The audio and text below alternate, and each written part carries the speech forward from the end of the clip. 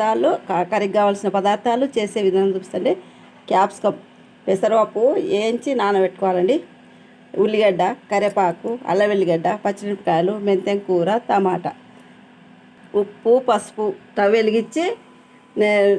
Stove వెలిగించి గిన్నె పెట్టుకొని నూనె, ఆవాలు, జీలకర్ర, ఉల్లిగడ్డ, అల్లం వెల్లిగడ్డ, క్యాప్సికము, పెసరపప్పు వేయించి నానబెట్టిన పెసరపప్పు వేసిన. కొంచెం ఉమ్మగిలినాక పసుపు కూడా వేసిన. ఉమ్మగిలినాక కారం, పచ్చికారము, ఉప్పు వేసిన. కారము, ఉప్పు, ఎల్లిపాయలు నలగదని చేసినండి. ఉడికింది.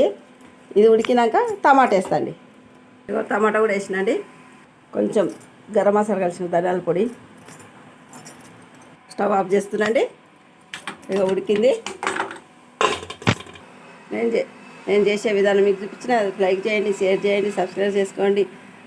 చూసే వాళ్ళందరికీ థ్యాంక్స్ అండి. క్యాప్సికమ్